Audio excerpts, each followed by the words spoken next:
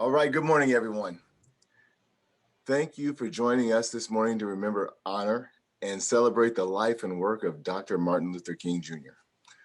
Dr. King could have turned 91 years old this year if he had not been assassinated when he was just 39 years old.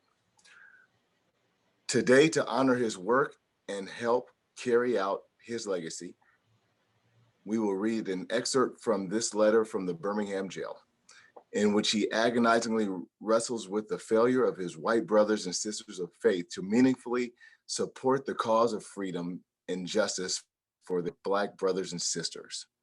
The words of this letter have been relevant in every single year since they were written, but they were crucially so today. Racial disparities in wealth, social achievement, health, and well-being outcomes all point to ongoing social injustice and racism. Some education experts would argue that many public schools have been allowed to segregate. Black studies scholar George Lipitz outlines how, although Black communities are often blamed for struggling even after the Civil Rights Act, like chances in the US are increasingly skewed along racial lines because assets accumulated via discrimination, such as property and inheritance, increase in value over time.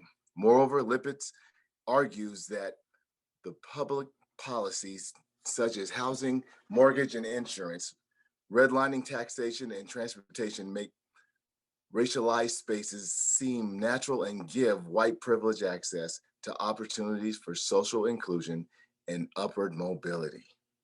So as we read from this letter, I invite us all to consider the accomplishments of Dr. King and so many others who have fought for racial justice both then and now, and also invite us to be moved for the sake of action, for the sake of racial and economic justice, in the knowledge, as Dr. King writes in this very letter, that the time is always ripe to do right. So as we know, a new manifestation of this important movement is the Black Lives Matter movement, which continues to, quote, work to eradicate white supremacy, build local power to intervene in violence inflicted on Black communities by the state and by vigilantes. And in honor of those and in memory of those who have been the victims of such violence, we'll begin with a moment of silence for those such as Trayvon Martin, Philando Castile, Breonna Taylor, Ahmaud Arbery, George Floyd, and so many other Black people killed by vigilantes and by police. So please join me in a moment of silence.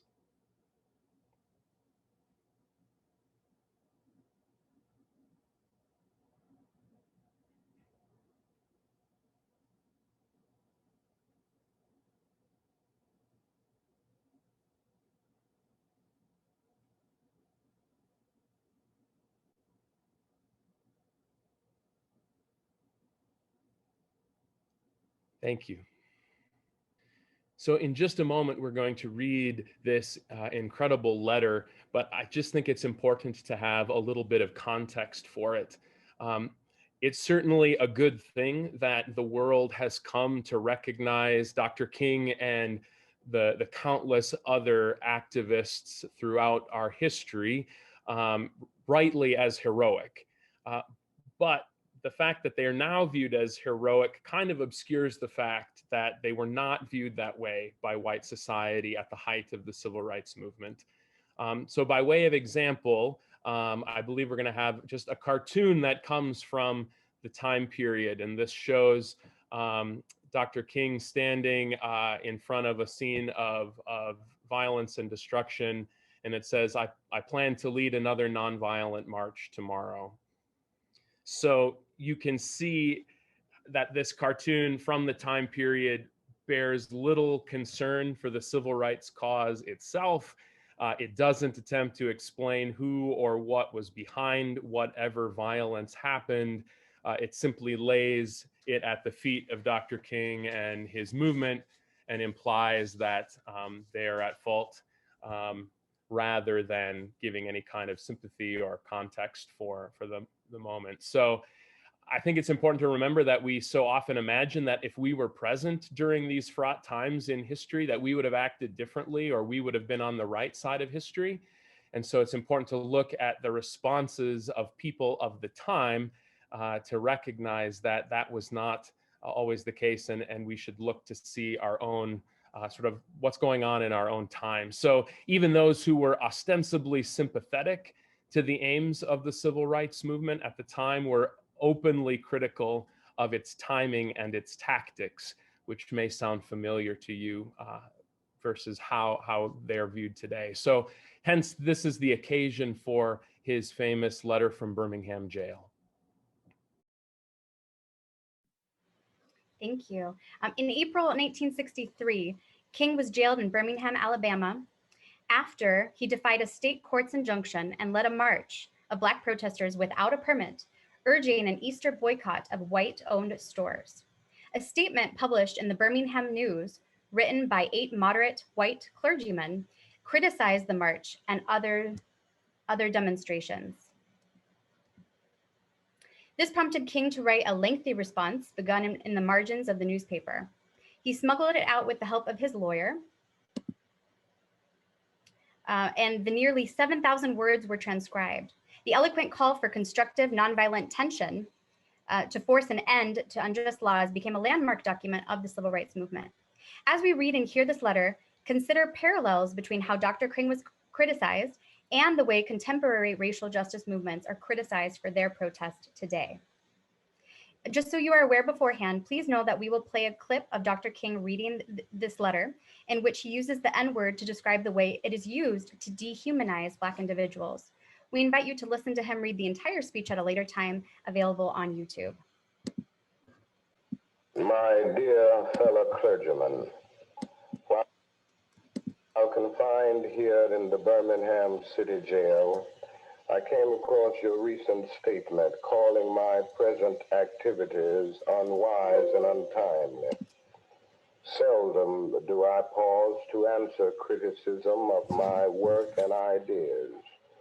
If I sought to answer all the criticisms that cross my desk, my secretaries would have little time for anything other than such correspondence in the course of the day, and I would have no time for constructive work. But since I feel that you are men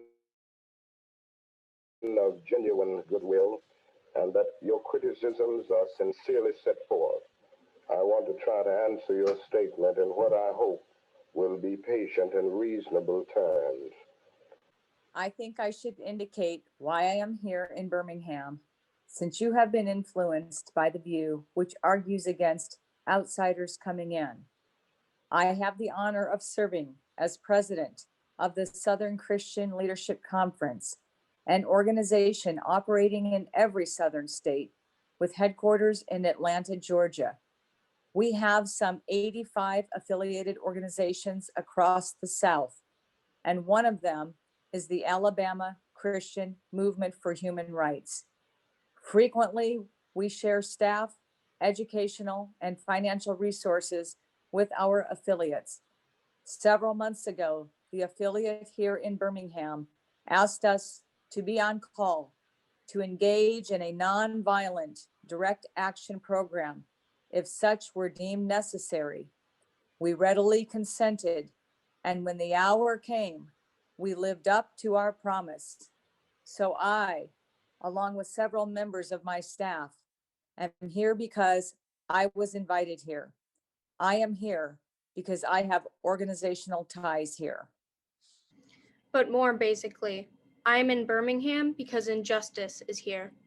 Just as the prophets of the 8th century BC left their villages and carried their "Thus saith the Lord" far beyond the boundaries of their hometowns, and just as the Apostle Paul left his village of Tarsus and carried the gospel of Jesus Christ to the far corners of the Greco-Roman world, so am I compelled to carry the gospel of freedom beyond my own hometown.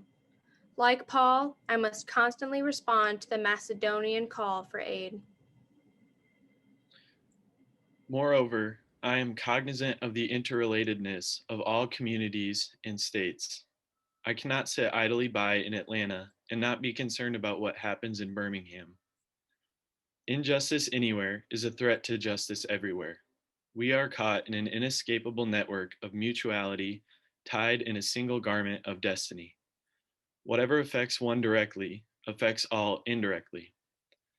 Never again can we afford to live with the narrow provincial outsider agitator idea. Anyone who lives inside the United States can never be considered an outsider anywhere within its bounds. You deplore the demonstrations taking place in Birmingham, but your statement, I'm sorry to say, fails to express a similar concern for the conditions that brought about the demonstrations. I am sure that none of you would want to rest content with the superficial kind of social analysis that deals merely with the effects and does not grapple with underlying causes. It is unfortunate that demonstrations are taking place in Birmingham, but it is even more unfortunate that the city's white power structure left the Black community with no alternative. In any nonviolent campaign, there are 4 basic steps: collection of the facts to determine whether injustice exists, negotiation, self-purification, and direct action. We have gone through all these steps in Birmingham. There can be no gainsaying in the fact that racial injustice engulfs this community. Birmingham is probably the most thoroughly segregated city in the United States. Its ugly record of brutality is widely known. Negroes have experienced grossly unjust treatment in the courts. There have been more unsolved bombings of Negro homes and churches in Birmingham than in any other city in the nation. These are the hard, brutal facts of the case. On the basis of these conditions, Negro leaders sought to negotiate with the city fathers, but the latter consistently refused to engage in good faith negotiation. Then, last September, came the opportunity to talk with leaders of Birmingham's economic community. In the course of the negotiations, certain promises were made by the merchants. For example, to remove the store's humiliating racial signs. On the basis of these promises, the Reverend Fred Shuttlesworth and the leaders of the Alabama Christian Movement for Human Rights agreed to a moratorium on all demonstrations. As the weeks and months went by, we realized that we were the victims of a broken promise. A few signs briefly removed, returned, the others remained. As in so many past experiences, our hopes had been blasted, and the shadow of deep disappointment settled upon us. We had no alternative except to prepare for direct action, whereby we would present our very bodies as a means of laying our case before the conscience of the local and national community. Mindful of the difficulties involved, we decided to undertake a process of self-purification. We began a series of workshops on nonviolence, and we repeatedly asked ourselves, are you able to accept the blows without retaliation? Are you able to endure the ordeal of jail? We decided to schedule our direct action program for the Easter season, realizing that except for Christmas, this is the main shopping period of the year. Knowing that a strong economic withdrawal program would be the byproduct of direct action, we felt that this would be the best time to bring pressure to bear on the merchants for the needed change. Wait has almost always meant never. Then it occurred to us that the March election for Birmingham's mayor was ahead, and so we speedily decided to postpone action until after Election Day. When we discovered that Mr. Connor, the Commissioner of Public Safety, Eugene Bull Connor, was in the runoff, we decided again to postpone action so that the demonstration could not be used to cloud the issues. Like many others, we waited to see Mr. Connor defeated. And to this end, we endured postponement after postponement. Having aided in the community need, we felt that our direct action program could be delayed no longer. You may well ask, why direct action? Why sit-ins, marches, and so forth? Isn't negotiation a better path? You are quite right in calling for negotiation. Indeed, this is the very purpose of direct action. Nonviolent direct action seeks to create such a crisis and fosters such a tension that a community which has constantly refused to negotiate is forced to confront the issue. It seeks so to dramatize the issue that it can no longer be ignored. My citing the creation of tension as part of the work of the nonviolent resistor may sound rather shocking, but I must confess that I'm not afraid of the word tension. I have earnestly opposed violent tension, but there is a type of constructive, nonviolent tension which is necessary for growth. Just as Socrates felt that it was necessary to create a tension in the mind so that individuals could rise from the bondage of myths and half-truths to the unfettered realm of creative analysis and objective appraisal, so must we see the need for nonviolent gadflies to create the kind of tension in society that will help men rise from the dark depths of prejudice and racism to the majestic heights of understanding and brotherhood. The purpose of our direct action program is to create a situation so crisis-packed that it will inevitably open the door to negotiation. I therefore concur with you in the call for a negotiation. Too long has our beloved Southland been bogged down in a tragic effort to live in monologue rather than dialogue. One of the basic points in your statement is that the action that I and my associates have taken in Birmingham is untimely.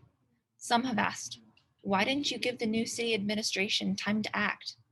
The only answer that I can give to this query is that the new Birmingham administration must be prodded about as much as the outgoing one before it will act. We are sadly mistaken if we feel that the election of Albert Boutwell as mayor will bring the millennium to Birmingham. While Mr. Boutwell is a much more gentle person than Mr. Connor, they are both segregationists dedicated to maintenance of the status quo. I have hope that Mr. Boutwell will be the reasonable enough to see the futility of massive resistance to desegregation, but he will not see this without pressure from devotees of civil rights. My friends, I must say to you that we have not made a single gain in civil rights without determined legal and nonviolent pressure. Lamentably, it is an historical fact that privileged groups seldom give up their privileges voluntarily. Individuals may see the moral light and voluntarily give up their unjust posture. But as Reinhold Niebuhr has reminded us, groups tend to be more immoral than individuals. We know through painful experience that freedom is never voluntarily given by the oppressor. It must be demanded by the oppressed. Frankly, I have yet to engage in a direct action campaign that was well-timed in the view of those who have not suffered unduly from the disease of segregation. For years now, I have heard the word wait. It rings in the ear of every Negro with piercing familiarity. That wait has almost always meant never. We must come to see with one of our distinguished jurists that justice too long delayed is justice denied. We have waited for more than 340 years for our constitutional and God-given rights. The nations of Asia and Africa are moving with jet-like speed toward gaining political independence, but we still creep at horse and buggy pace toward gaining a cup of coffee at a lunch counter. Perhaps it is easy for those who have never felt the sting dots of segregation to say wait.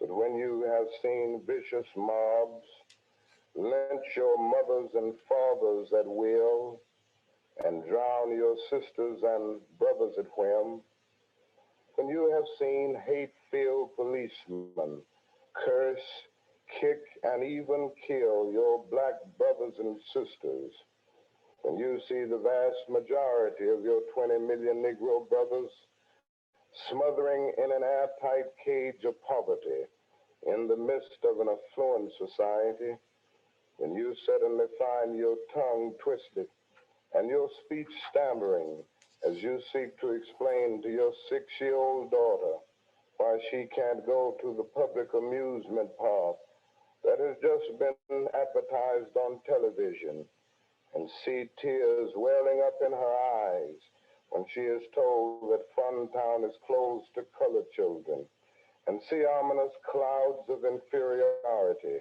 beginning to form in her little mental sky, and see her beginning to distort her personality by developing an unconscious bitterness toward white people, when you have to concoct an answer for a 5-year-old son who is asking, "Daddy, why do white people treat colored people so mean?"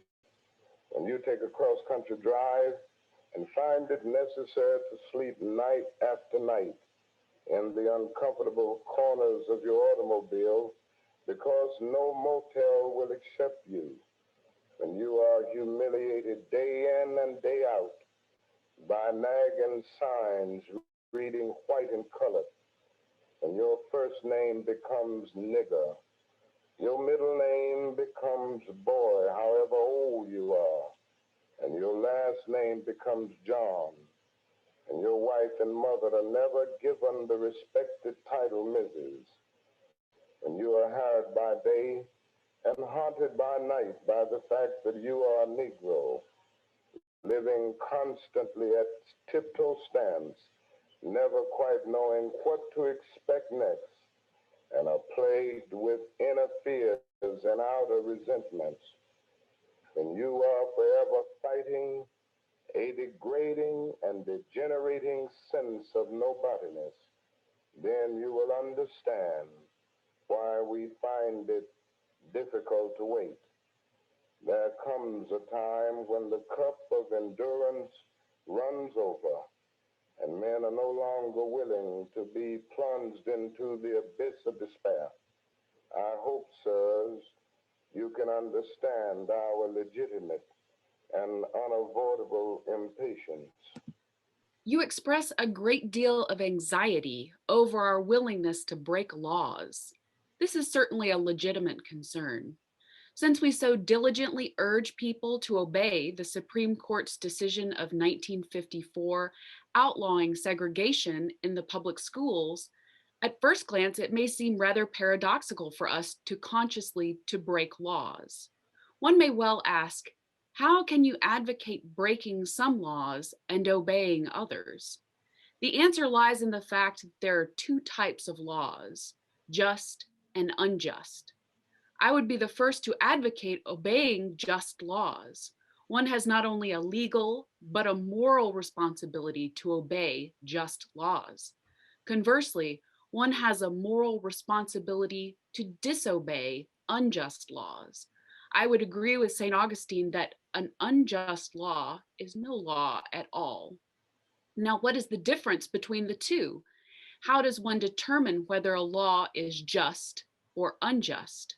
A just law is a man-made code that squares with the moral law or the law of God.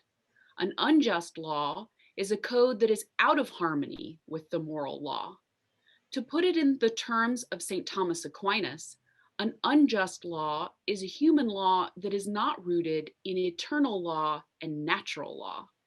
Any law that uplifts human personality is just. Any law that degrades human personality is unjust. All segregation statutes are unjust because segregation distorts the soul and damages the personality. It gives the segregator a false sense of superiority and the segregated a false sense of inferiority. Segregation, to use the terminology of Jewish philosopher Martin Buber, substitutes an I-it relationship for an I-thou relationship and ends up relegating persons to the status of things.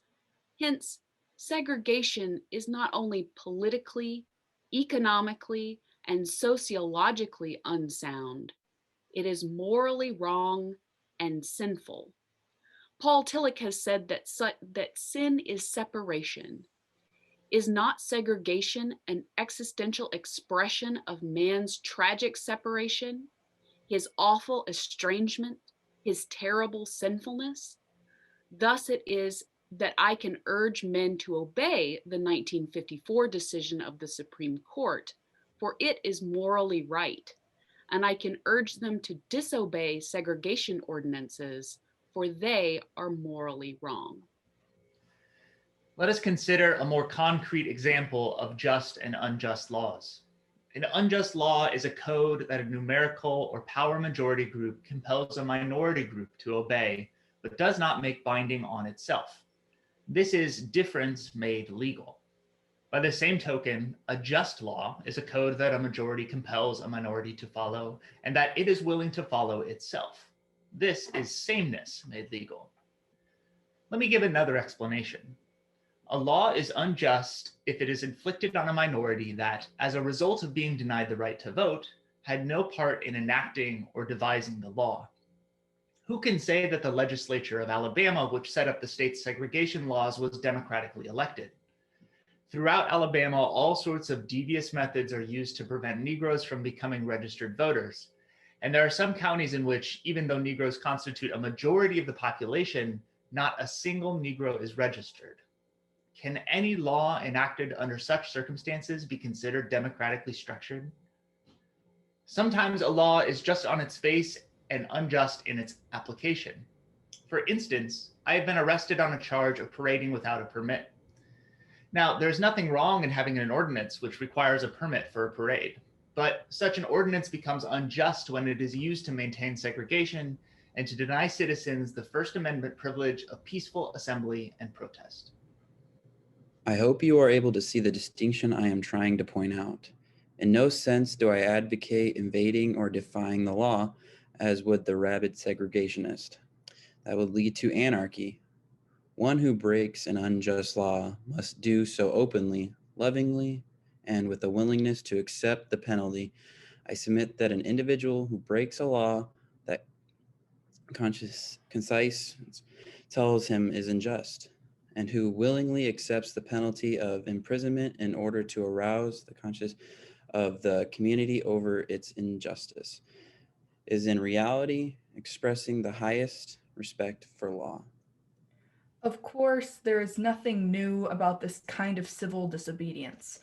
It was evident sublimely in the refusal of Shadrach, Meshach, and Abednego to obey the laws of Nebuchadnezzar on the ground that a higher moral law was at stake. It was practiced superbly by the early Christians who were willing to face hungry lions and the excruciating pain of chopping blocks rather than to submit to certain unjust laws of the Roman Empire. To a degree, academic freedom is a reality today because Socrates practiced civil disobedience. In our own nation, the Boston Tea Party represented a massive act of civil disobedience. We should never forget that everything Adolf Hitler did in Germany was legal, and everything the Hungarian freedom fighters did in Hungary was illegal. It was illegal to aid and comfort a Jew in Hitler's Germany.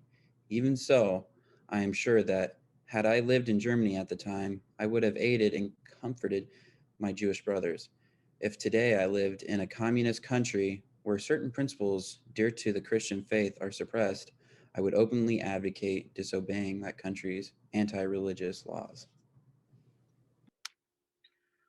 I must make two confessions to you, my Christian and Jewish brothers. First, I must confess that over the past few years, I have been gravely disappointed with the white moderate. I have almost reached the regrettable conclusion that the Negro's great stumbling block in his stride toward freedom is not the White Citizens Council or the Ku Klux Klaner, but the white moderate who is more devoted to order than to justice, who prefers a negative peace, which is the absence of tension, to a positive peace, which is the presence of justice, who constantly says, I agree with you in the goal you seek, but I cannot agree with your methods or direct action, who paternalistically believes that he can set the timetable for another man's freedom, who lives by a mythical concept of time, and who constantly advises the Negroes wait for a more convenient season. Shallow understanding from people of goodwill is more frustrating than absolute misunderstanding from people of ill will. Lukewarm acceptance is much more bewildering than outright rejection. I had hoped that the white moderate would understand the law and order exist for the purpose of establishing justice, and that when they fail in this purpose, they become the dangerously structured dams that block the flow of social progress. I had hoped that the white moderate would understand that the present tension in the South is a necessary phase of transition for an obnoxious negative peace, in which the Negro passively accepted his unjust plight, to a substantive and positive peace in which all men will respect the dignity and worth of a human personality. Actually, we who engage in nonviolent direct action are not the creators of tension. We merely bring it to the surface. The hidden tension is already alive. We bring it out in the open where it can be seen and dealt with. Like a boil that can never be cured as long as it is covered up, but must be opened with all its ugliness to the natural medicines of air and light. Injustices must be exposed, with all the tension its exposure creates, to the light of human conscience and the air of national opinion before it can be cured. Thank you everyone so much for being here today. The Diversity, Equity, and Inclusion Committee really thanks you for your time and commitment to honor Dr. King today. We encourage you all to listen to the rest of the speech on YouTube by Dr. King reading the recording himself. And we hope that you'll look out for more DEI committee events in the future. Thank you, everyone. Take care.